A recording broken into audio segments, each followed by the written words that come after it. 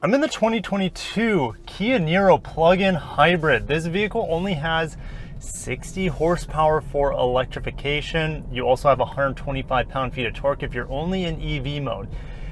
Before we get too much into this vehicle, I have to address that there is a 2023 model and it makes this vehicle seem like a relic. The new one is bigger. It looks incredible. It has more plug-in hybrid range. But I can't talk about the vehicle because I'm not in that one right now. Today I'm going to review the 2022 version to tell you guys which ones to get, because there are different trim levels to this, how much money you should be spending, what's so good about this, what's not so good about this plug-in hybrid. And this is one of the more fun and challenging reviews I've done in a while because there's just so much to address with this vehicle. Fuel economy, range, plugging in, practicality, etc, etc, etc. So today we're going to do a pretty practical review, and just put on your seat buckles, grab your snacks and drinks, because this could be a long review today. So I'm heading down to the area where I get the B-roll of the vehicle. We'll stop there a little bit, get some shots, maybe do a quick little walk around. And then I need to go to Target. My favorite mayonnaise is on sale. You know, it's avocado based, super healthy and delicious. So I can't wait to stop there. I also am going to take this bad boy on the highway to see if this electrification is enough to get this vehicle up to highway speeds, and what is my range going to be, because this does have about 26 miles of quoted electric range. Also, to let you know, I do have the AC on. It's on a really low setting. The AC works in here really well. The auto is pretty much worthless because there's only one auto setting, unlike other you know, Kia and Hyundai products. So the auto, just like if I press it, it boosts the fans really high. So even if I put it at the right temperature here, like at 72, the fans are like maxed out. So I have to do manual override, and I don't have any screens down here to tell me what temperature I'm on or anything like that. I have to look up at the touchscreen, but it goes away the second I stop fiddling with it. So that's kind of unfortunate that I have to use the touchscreen. So the digital instrumentation behind the steering wheel is like 3 different screens. I kind of have like this 7-inch screen right in the middle that gives me tons of information. Right now it's telling me my gasoline range, which is 485 miles. I have a full tank. And I also have 22 miles left on fully electric range, which I'm still in, of course. There's also a battery meter screen to the left that says Niro, and also how much power I'm putting into the vehicle. I'm at 3 bars right now of power consumption, 2 bars right now. And on the right hand side, it's a digital speedometer and your fuel gauge. I do really like the steering wheel, but the new steering wheel on the new Niro looks phenomenal. I also have these paddle shifters, which if I put it into hybrid mode, you can actually use the 6-speed automatic in here. Yes, as a 6-speed dual clutch automatic. So driving this vehicle feels a little bit different. I'll talk more about that in a second, but I do have paddle shifters. So hybrid mode, you can use them to go through the gears. When you're in plug-in hybrid mode, you can use them to adjust the regen braking. Now, I like level 1 regen braking because it feels like the Prius that my wife has for that sort of regen braking by standard. Now, I could take regen braking off completely and adjust coast, but I think level 1 to me is kind of like the best of the both worlds, where you get that regen and it kind of slows down pretty predictably. Yes, it does have good safety features. Hyundai and Kia's lane keep assist is one of the best in the industry. We have a traditional shifter here, which Kia's kind of getting away with that with their 2023 model hybrids. They kind of have the little rotary dial. So I do really like the traditional shifter. I'm kind of old school in that regard. With a wireless charger, a few USB ports up top. I do appreciate the radial dials here, even though, like I mentioned, I don't have a screen to tell me what the fan speed is or what the temperature control is at all times. I do like the power and volume and tuning knobs. I love that old school feel. I like this touchscreen, very high resolution, easy to use. Your Apple CarPlay and Android Auto, it's only wired, mind you. The materials on the doors are average at best. You have like the synthetic leather on the armrest. I do have auto folding mirrors, which is pretty cool. And then the garnish in this vehicle is just like glossy black. And there's a little design over here by the Eco plug-in badge that kind of mimics the front grille of this vehicle. But the trim materials in here are average at best. I know it's soft touch. The aesthetics in here are okay, but the materials on the door are, even though it's soft touch, it just looks pretty cheap to me. This is the top EX premium model. So I have a heated steering wheel, heated and ventilated seats, I have a sunroof. I just got a lot of tech in here and it's awesome, but I don't recommend this model. Even after the EV tax credit, you're spending over $30,000. It's like $33,000 for this grade. And for the 2022, I don't think it's worth it. For the 2023 with more range, better styling, etc., yes, I do think it's worth it. But if you're looking for a 2022 or older plug-in hybrid Niro, I would say get the EX or the base model, which is the LXS. And those are going to save you a lot of money. The problem is if you buy them used, you're not going to get that EV tax credit, I don't believe. So that's one of the big, oh, there's a Busa, guys, big Busa energy. I've thought about getting a Hayabusa before, but I never actually pulled the trigger. I would actually use it for sport touring to take my wife and I down to the Keys, put some bags on it or something. But anyways, back to this. Just driving and coasting here at like 47 miles an hour, I get a good amount of like white noise. It's not, I wouldn't say it's quiet in here. Another reason why I can't feel like I can recommend this model over about $30,000, just because the ride feel is so average. It feels very Corolla-like to me, or a Toyota Prius-like, and those vehicles, you know, $25,000 to $30,000 is the most I would spend on that. I know you're getting a plug-in range here, but yes, I wouldn't spend over $30K for a Niro unless you're getting a brand new 2023 model. So we're gonna throw this into the turn here. The brakes are okay. The brake pedal's really light. It's not the most linear, but it gets the job done. And just keeping up with traffic in the city, this 60 horsepower is plenty, I think. The 125 pound-feet of torque, like I haven't needed to like floor this vehicle once. And this aluminum trim right now, this is a problem I have with not necessarily Kia models. Mazda's like the worst offender, but I'm getting absolutely blinded by this aluminum trim that goes all the way around. It's always sunny down here in Florida, so the chances of me getting blinded are quite high, either from this aluminum trim or this, oh whoops, this black glossy trim around the center dash. Now if you're to plug in the Niro, if the battery is completely depleted, which I'm going to do today, it'll charge 0 to full on 110 volt, your normal household plug-in, in about 9 hours. But if you have a quick charging port, a 240 volt installed at your house, it's about a little over 2 hours. So would that be worth it to install that 240 volt at your house, or 220 volt? Absolutely, in my opinion. They don't cost that much, maybe $500 to $1,000, and a lot of local power companies and governmental agencies essentially will give you a big rebate on that. So to me, it would be a no-brainer if you have a plug-in hybrid to get the faster charging. But have I needed it yet? Not really. And how I'd use this vehicle if I had a plug-in hybrid: take my kids to school, which down and back twice is probably going to be about 30 miles. So I just plug this vehicle in at the end of my day of commuting. No need to top it off, you know, midday, in my opinion. The 2023 model is a little bit bigger. The wheelbase is a little bit bigger. I think you have more space in that rear seat, a little bit more cargo space. And in the back of this, I felt pretty comfortable. I had air vents, and I'm just going to pull in here to do the quick little walk around with you guys. I have air vents back there, but I don't have any charging ports, which is quite bizarre for an EV. So also, I'm going to roll down the window. I'm going to turn this off, roll down the window so you can hear.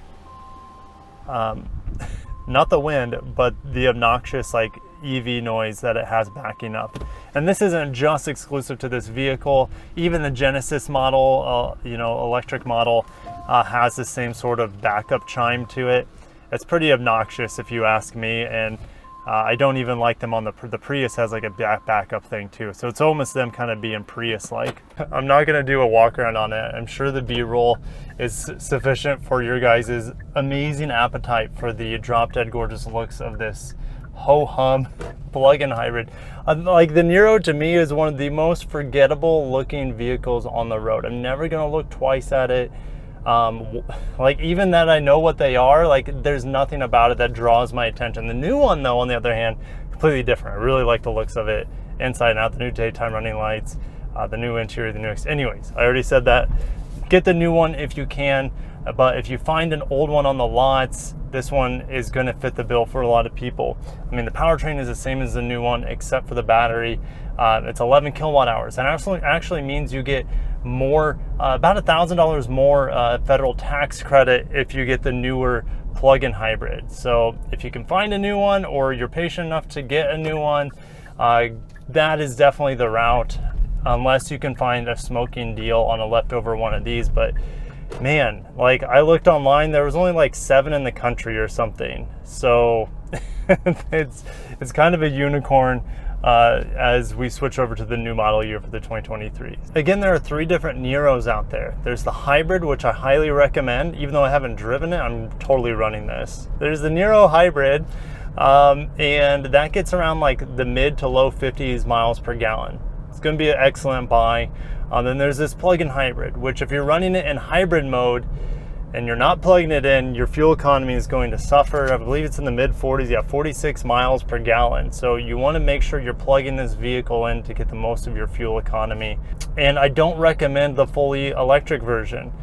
And the reason is it can't really quick charge the way you need it to. So the Kia EV6 is a much better electric vehicle, and that would be the one I would recommend. I know it's more expensive, and this does get around 250 miles of range with the new 2023 fully electric version. But to me, the limited charging capacity of it and just the viability of the plug-in hybrid and the hybrid are much more livable to me than the fully electric version of this car. As I pull into the parking lot, we have Target. They took all the trees out of this shopping area. It's really tripping me up. I almost feel like the Ents in the Lord of the Rings, where all the trees get torn and they're ready to go to battle. I just feel lost out here. The trees are so nice because you can park under them when, you know, it's like 100 degrees like it is right now. Like, what is it saying? It's 94, but the heat index is well over 100. And hey, look, it took down all the cool oak trees here.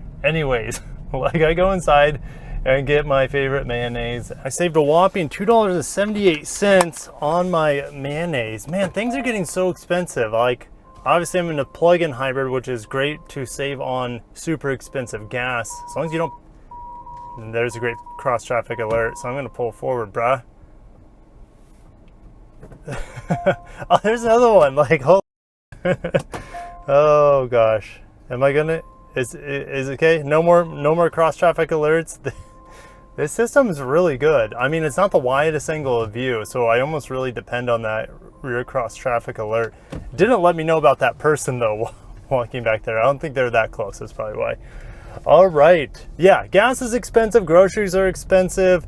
Buying a new car is expensive, but a plug-in hybrid does make a lot of sense to me, as long as you don't go overboard and put the kitchen sink on it, because putting the kitchen sink in it kind of negates the fuel savings you'll have with the plug-in hybrid system. Also, my regen braking just went back to level 0, aka coasting, after I turned the car off and back on. So I have to readjust that, I think, every single time I turn the car off and on. The EX Premium I'm in also has a Harman Kardon sound system. It sounds fairly decent in here. When I got in, someone who had the car before me loaded up the treble and the bass, and it sounded absolutely terrible. That CRZ is flying. They are not getting, you know, the 40 miles a gallon that vehicle can get. Driving like that, you're probably getting like 25.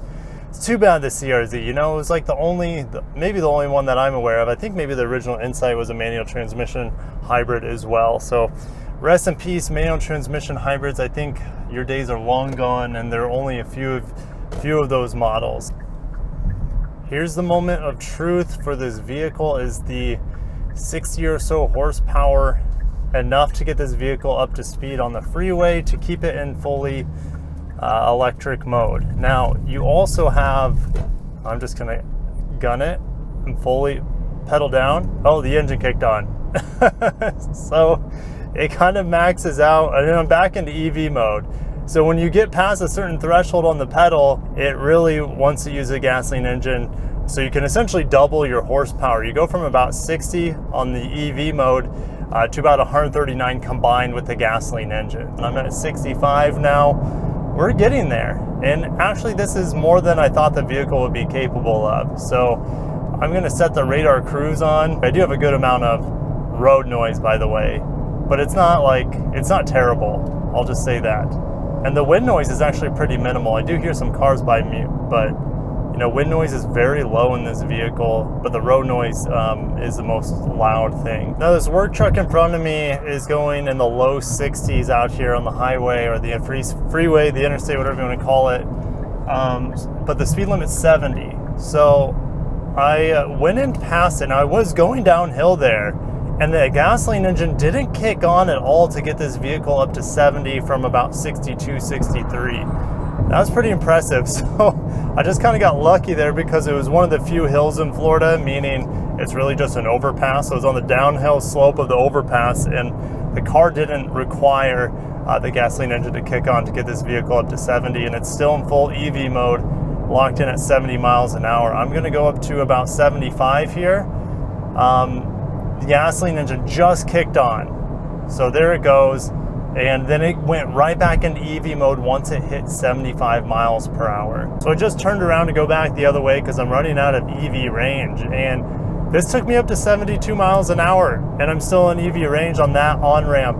I feel like if you're doing an on-ramp that's going uphill, it probably doesn't have the juice to do it, but on a flat plane, I had no problem keeping up with the Highlander in front of me just to get up to speed before I ran out of space. So it says I have 1 mile left on electric mode, and I've driven 29.8 miles. So let's just go ahead and say it's 30 miles of fully electric range. Oh, geez, was that a tin can? Holy cow. Anyways, 30 miles of fully electric range in hot conditions, AC going, and a lot of this is on the highway. Like, I would say half of my range has been on the highway. So that's pretty impressive. I feel like if you're driving mostly in town with lower temperatures, and you don't have to run the AC, windows down, and if it's not too cold, of course, because under 50 miles or 50 degrees Fahrenheit, I'm sure your range is going to suffer immensely. But yeah, no problem. I'm still at 30.6, 30.7 miles. It hasn't kicked on the engine. It says I'm at 0 range electric at this point. The EV icon is still on the left side of the MID. So 0 miles of electric range. I'm still in full EV mode, and now it just kicked into hybrid mode. So it gives me a little notification on the MID, it says hybrid mode, and I got 31 miles of fully electric range. Very impressive. Now what I'm gonna do, because this isn't just a a plug-in vehicle, it's a plug-in hybrid. So now I'm running in fully hybrid mode. I'm gonna reset the fuel economy here, and by the time I'm done driving back to my house, it'll give us an idea of the hybrid fuel economy, which it's rated around 46 miles per gallon. Now with all Hyundai and Kia hybrids, when you get in the infotainment, you click this little hybrid button. This is a plug-in hybrid, of course, in this case. You get a ton of information here. Of course, I'm out of EV range, but I could click like some nearby plugins from where I'm at right now. So I'm not really close, at least according to this computer system, for any of those charging stations. You also have your charge management. You can schedule it. There's also buttons over here on the left side for auto charging, and you can just press a button to say, hey, I want the scheduled timing on or off with these buttons over here by the gas cap button. Energy information here. It just tells me like where my battery capacity is right now. That probably is always around 15 to 20% when you're in full hybrid mode. And of course, when you're above 20%, probably you probably still have EV range mode left at that point. So after driving on the interstate, ranging from about 60 to 70 miles per hour, and kind of just going steady state around 45 here in town now, I'm averaging 52 miles per gallon according to the computer on the vehicle, which is pretty outstanding. Like most Toyota or even Hyundai Kia hybrids, if you know how to massage the system, you don't have a lead foot, you should be able to get over either the EPA range on there or the miles per gallon range that they say this car should be getting. So I'm very impressed overall with the plug-in hybrid Niro, and I can't wait to drive the new one. This one's great if you can just live with the ho-hum looks to it and the pretty expensive price tag in this EX premium model. But if you get like a normal EX or the LXS, I think is the base model, I think that's where the value of this vehicle really hits home hard, especially if you can buy it new with that EV tax credit. The problem is When I looked up before this review, there are only like 7 or 8 Niros in the entire country that are plug-in hybrid, I should say. So it's kind of a unicorn on the new market right now with our current situation with the global supply shortage. Hopefully the 2023 model will be available in a little bit higher volume. And this vehicle is available in all 50 states to my knowledge, the plug-in hybrid. So gotta end it there. Very impressed with the Niro with its full-on range, over 31 miles of full electric range I was able to get, and averaging 54 miles per gallon in full hybrid mode. Very, very impressive. I don't know what else to say about it. What are your questions down below on this average looking but heavy hitting fuel economy and just gas saving machine the Niro plug-in hybrid is? Anyways, catch you guys in the next video. Thank you so much for watching, and I cannot wait to drive the 2023 model that is the redesign, the second generation. Catch you in the next one. Thank you so much for watching. Have a wonderful day. Take care of yourselves.